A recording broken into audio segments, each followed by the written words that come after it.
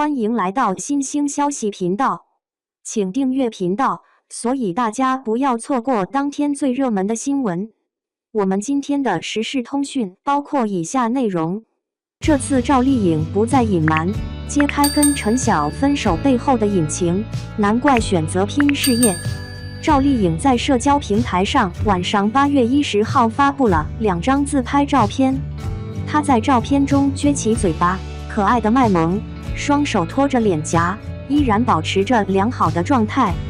她在8月8号首次分享了和儿子想想的动态。赵姐最近的心情不错，她经常分享自己的日常生活。赵丽颖虽然是85花中的佼佼者，但她的虎狼之路并没有一帆风顺。她的感情生活经历了许多挫折，所以我们不禁要问，究竟是陆贞还是明兰更像她呢？尽管有许多困难，但我们仍然决心克服它们。我们相信，只要坚持努力，就能取得成功。赵丽颖自她刚出道时就一直面临着质疑，被称为圆脸、猪嘴和情商低下。似乎在娱乐圈中，拥有圆脸的人很难成为主角，这似乎是一条永恒不变的规则。尽管过程漫长，赵丽颖却成功地打破了这条定律。多年来默默无闻的小配角，如今成功升级为备受青睐的御用女主和流量密码。她在扮演戏剧角色时，付出了许多心血。对她的评价是，她非常认真和敬业，无人在意。在小透明时期，甚至在片场的石头上过夜睡一晚。她是宫锁珠帘中一个既妩媚风情又身份特殊的花魁兼密探角色。这是她与陈晓首次合作，实际上给人留下的印象并不太好。在采访中，她开心地说，这个年轻人太过张扬，演技还不够成熟。这对双方的纠缠远非如此简单，谁都无法预料。尽管在宫锁沉香中，他们扮演的不是一对情侣，但他们之间的甜蜜程度超出了常规。在戏剧中，他外表可爱呆萌，然而实际上却是一个心狠手辣的反派角色。他的深刻印象来自于他令人钦佩的敬业精神，这种反差感非常明显。在一出骑马表演中，由于保护措施未能得以充分落实，在奔驰的马背上，赵丽颖突然失去了平衡，直接摔倒在地，腰部受伤，伤疤深深地刻在了心中，让我一度不知如何应对。从那时起，每当走上红毯，我只能用一朵小花遮掩着内心的创伤。在宣传期间，陈晓和周冬雨这对男女主角之间的互动并不十分频繁。与女主角赵丽颖相反的是，她和女2号牵着手紧密地走完了整个路程。在戏外，他们相互祝福生日快乐，一同合影留念，还会去片场探班。尽管有人拍到了他们穿着同款衣物，但2人都没有承认他们之间的关系。最终在《陆贞传奇》中，那2个默默无闻的配角终于有机会崭露头角。我们注定一起沿途欣赏风景，无论你相信与否。在主题曲《心情》的对唱中，他们倾注了深情的眼神，甜蜜的氛围充斥其中。陈晓也亲自剥虾，将虾肉送到赵丽颖的嘴边上。大家恐怕很难相信他们一点儿都没有。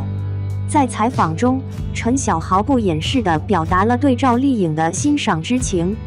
赵丽颖似乎更渴望听到陈晓亲口表述他们之间的关系。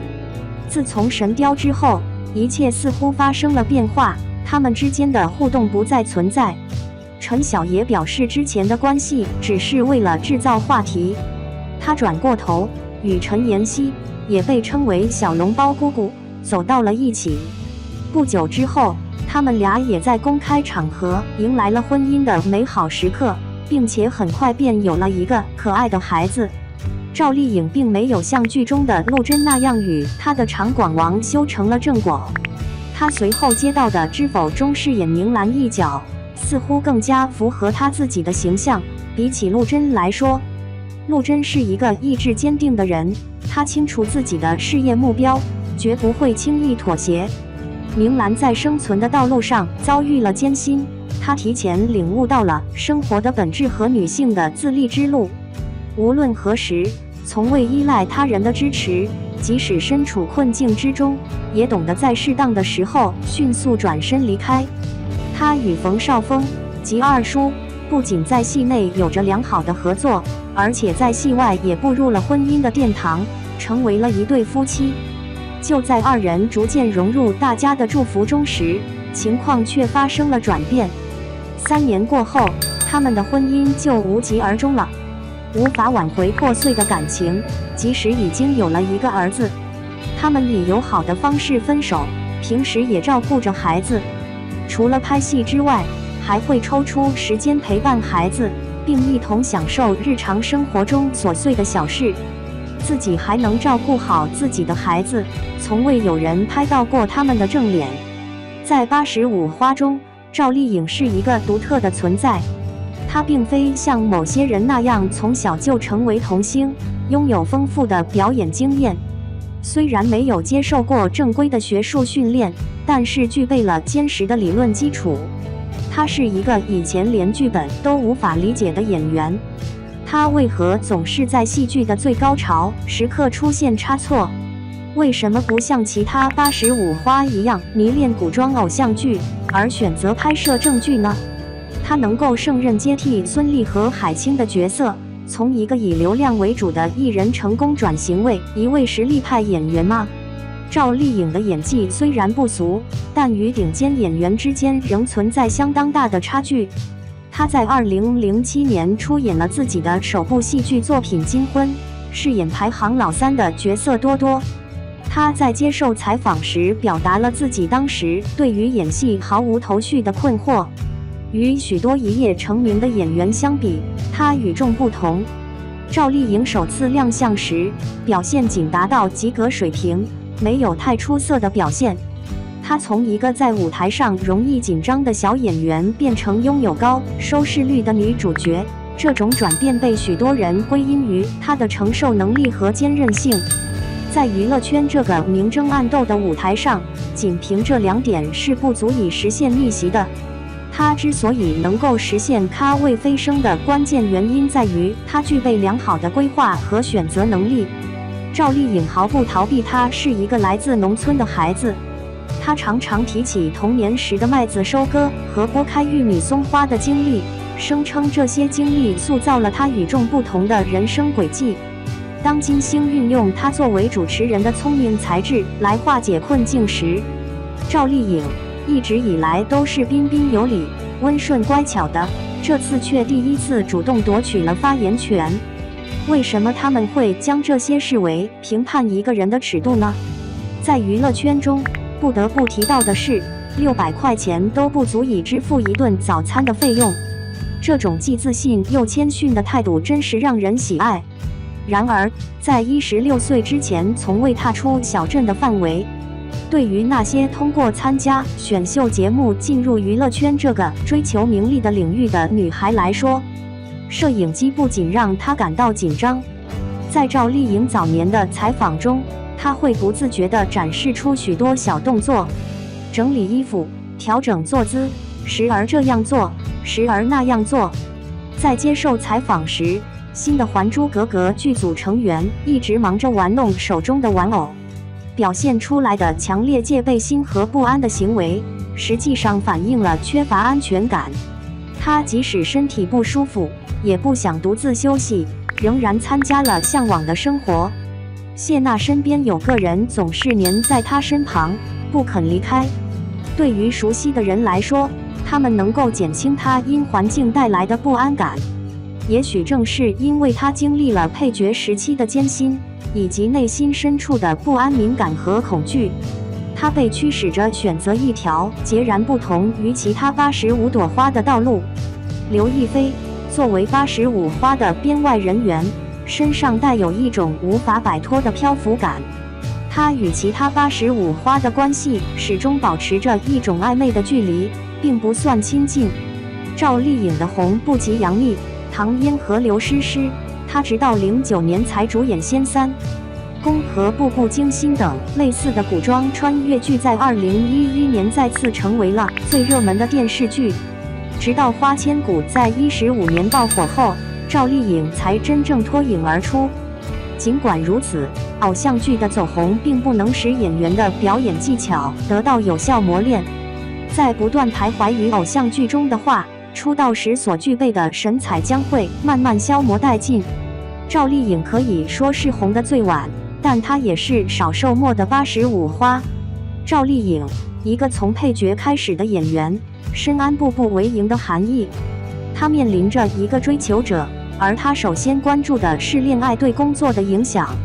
她的生活充满了达成一个又一个小目标的过程，这样做的益处不胜枚举。尽量不浪费时间，避免走弯路，以较少的成本获取最大的利益。她对完成感的认知在演技方面体现得尤为强烈。